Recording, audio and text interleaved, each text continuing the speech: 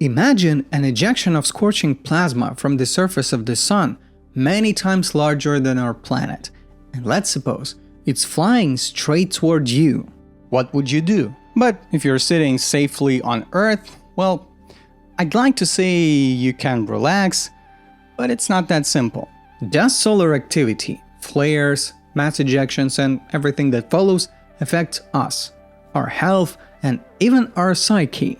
Depending on where you live, you might have heard someone say something like, "Oh, I'm not feeling well today, must be a magnetic storm." In some countries, especially in Eastern Europe, it is common to blame headaches or feeling bad in general on magnetic storms. Not long ago, I made a video about the influence of the full moon on people, and there is somewhat a similar idea about the influence of the sun. So, is the influence of magnetic storms on people a myth? I wanted to figure this out myself because there is a difference between an intuitive reaction and actual scientific research. Maybe things aren't exactly as they seem at first glance. So, do solar storms have any effect on our health and psyche? How exactly could this influence occur, and is there anything to be afraid of? What do scientists think about all this? We'll talk about all this and more today. I'm Andre, and this is Cosmos Elementary. Does the sun affect us? At first, this question might seem absurd. Of course it does. The sun is the source of life, without which it is hard to imagine life appearing on our planet and its evolution. But today we're not talking about the positive effects. We're looking at the negative ones. And that's where the questions begin. It seems to me that when people casually talk about the effects of magnetic storms on humans, they don't really think about the nature of the phenomenon, how it's actually supposed to work. It's like astrology. People just take it on faith that the position of celestial bodies at a certain moment determine their fate and character, without even considering how it's supposed to work. How can scorching balls of gas trillions of kilometers away from us influence their behavior? Moreover, it's not just astrology consumers who don't think about this. Astrologers themselves don't really either. When we talk about the negative effects of the sun on people, it's also impossible to avoid all the esoteric stuff and some charlatans. When I was looking for scientific papers on this topic, I also came across not so scientific ones. For example, how about this one? And I quote, "Solar flares and storms can have a strong effect on the human body and mind. According to Vedic astrology, the sun is one of the most important planets." That is still a quote. I'm continuing. "And it influences character, self-confidence, and behavior. During solar flares, people can feel lost, unsettled, and emotionally sensitive. Flares affect the aura. Meditation and yoga are supposed to help, of course. But the explanation through the aura doesn't really satisfy us. I've always been rather skeptical about the whole story, but who knows, maybe by the end of this video my opinion will change."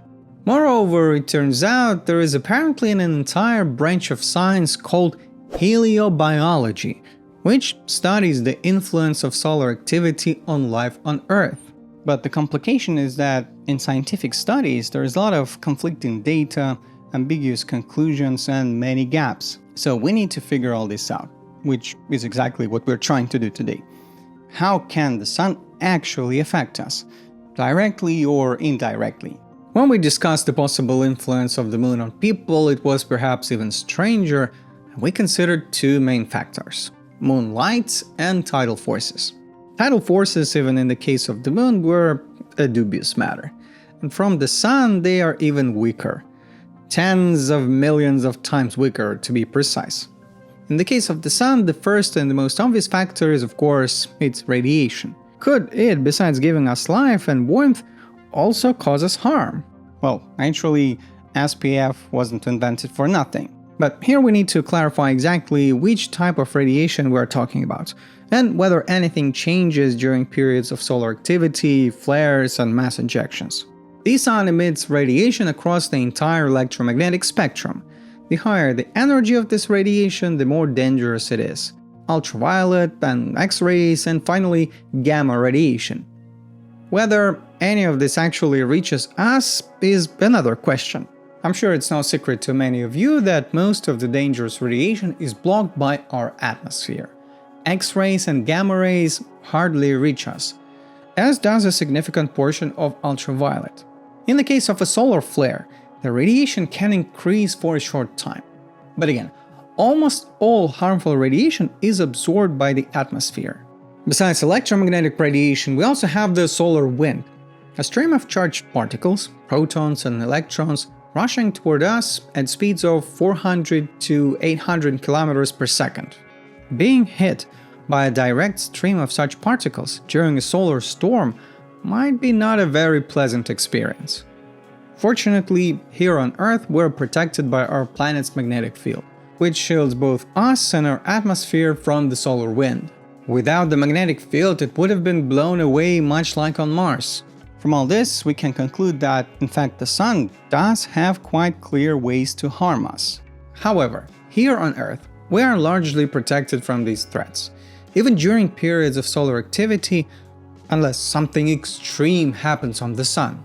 The place where people should really start worrying about solar storms is outer space, and the farther from Earth, the more there is to worry about.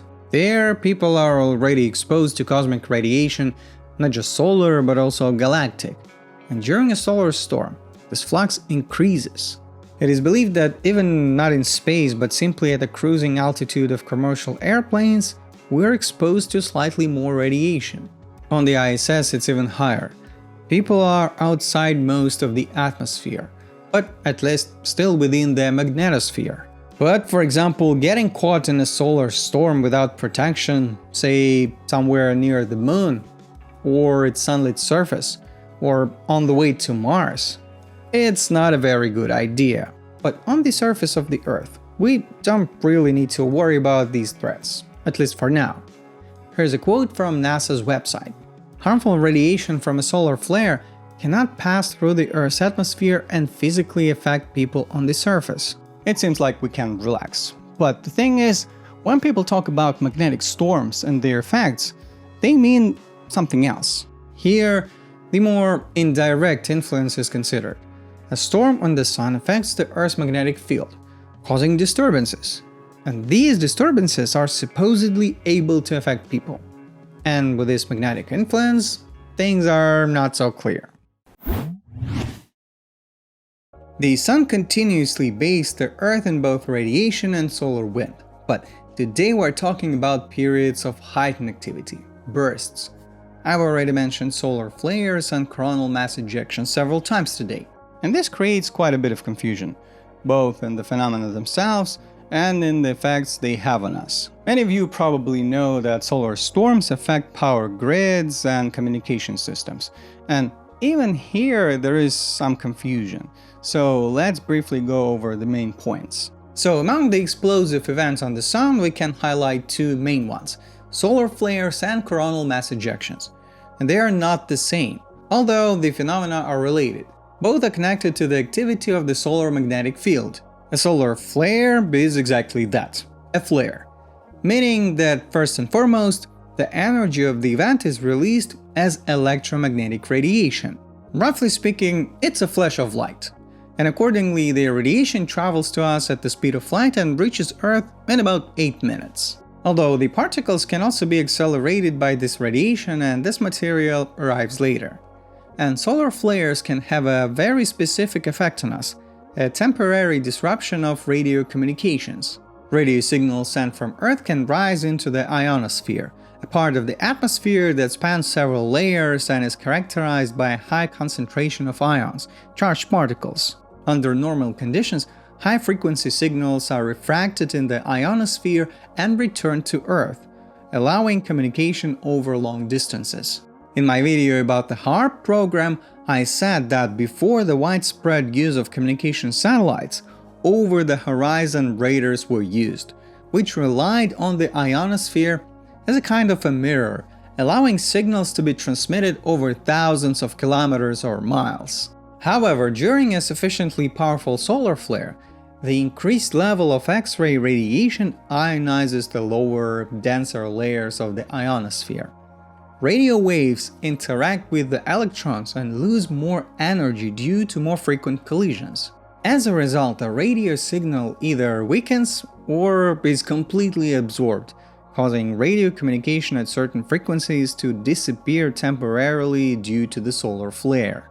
Coronal mass ejections, as the name suggests, are precisely ejections of mass. Here it's not photons being ejected from the sun, but matter, solar plasma. The ejection is more directional. The matter travels much slower than radiation, and if the ejection is aimed at Earth, the material reaches us not in 8 minutes, but on average in 1 to 3 days. Sometimes flares and mass ejections occur together, and the most powerful flares are almost always accompanied by mass ejections. Geomagnetic storms are caused by the interaction of charged particles from the solar wind and coronal mass ejections with Earth's magnetosphere. This creates fluctuations in the magnetic field and induces electric currents, which in turn generate their own magnetic fields. Sometimes the Sun's magnetic field lines align in a certain way with Earth's field lines, which also causes disturbances in the magnetic field. What does all this lead to? Well, the effects we can notice with our own eyes are, of course, the auroras. When a geomagnetic storm is particularly strong, the auroras extend much farther from the polar regions than usual. What we are also certain of is that such storms affect the operation of electrical equipment. Disturbances in the magnetic field and the resulting currents can knock out satellites in orbit, power grids, and electrical equipment on Earth. It's not surprising that electric and magnetic fields affect the operation of electrical equipment. Some effects can even be seen with the naked eye. I remember playing around as a kid taking a strong magnet and bringing it close to the screen of an old CRT TV. And something like this would happen. But what kind of effect does a magnetic field, or rather disturbances in it, have on us, on people? In general, we live within a magnetic field. Our species evolved within it, and disturbances in it have always occurred. It should be noted that Earth's magnetic field compared to other magnets we regularly encounter is quite weak. About 70 microteslas at the poles and less than 30 microteslas at the equator. It's enough to point a compass needle. For example, a regular fridge magnet is much stronger, about 1000 microteslas. And such a magnet can easily pull a compass needle toward itself. But we keep talking about magnetic storms as disturbances in the magnetic field. How strong are these disturbances?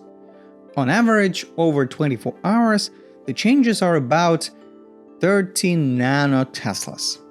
That's a variation of less than 1/10 of 1%.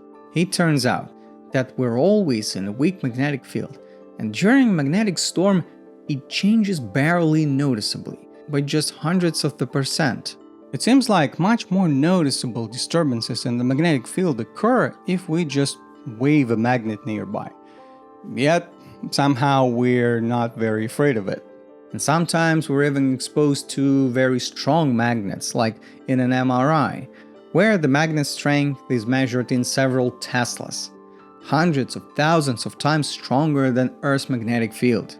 In short, it is clear why some people, including myself, have been skeptical about the effects of magnetic storms on human health and well-being.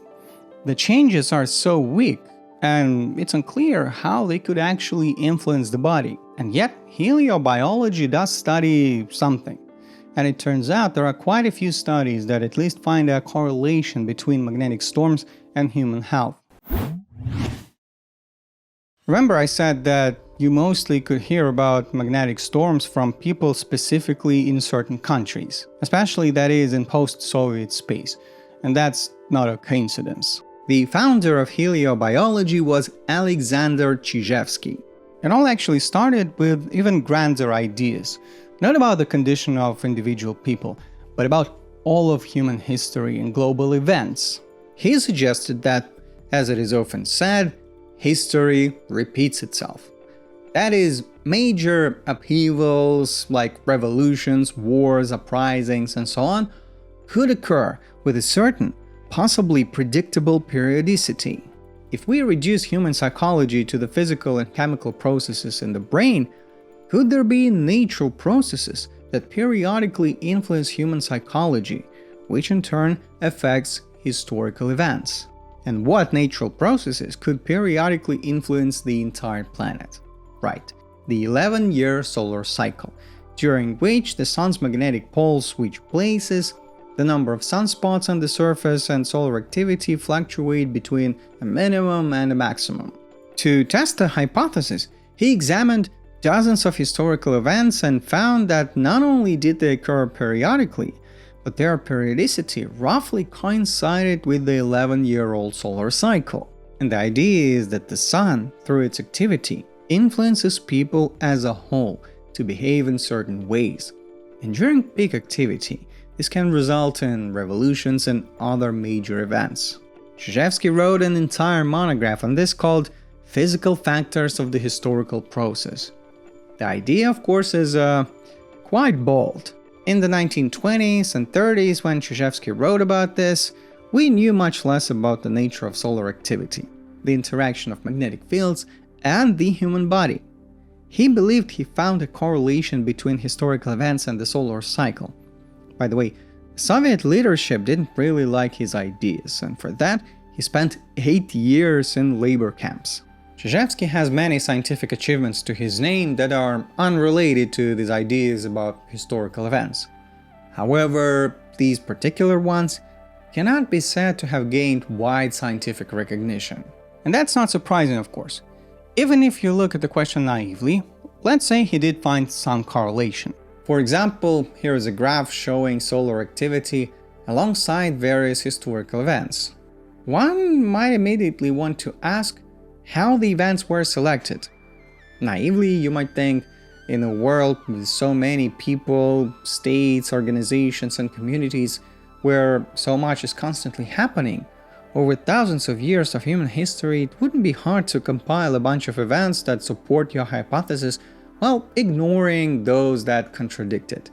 And if we included those events in the list, the statistical significance of the coincidences with the solar cycle would immediately be diluted. I'm not saying that this was done, but the selection is in any case subjective. Next, let's assume that the correlation really exists. What principle do we love so much? Right, correlation does not imply causation. For example, here's a graph where the blue line shows income from casinos, and the red line the number of people employed in the coal industry. The graphs match quite well.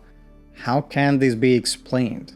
Or the most popular example, a graph showing the number of movies Nicolas Cage appeared in and the number of people who drowned in swimming pools. The overlap is suspiciously close. That's clearly a correlation.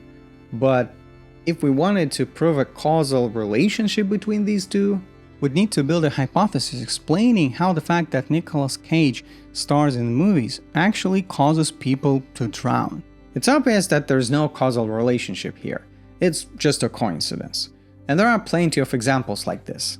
In the case of solar activity in historical events, besides noting the correlation, one still needs to prove a causal relationship. And Chizhevsky was unable to do that. Later, some papers of different authors seem to also find some correlation.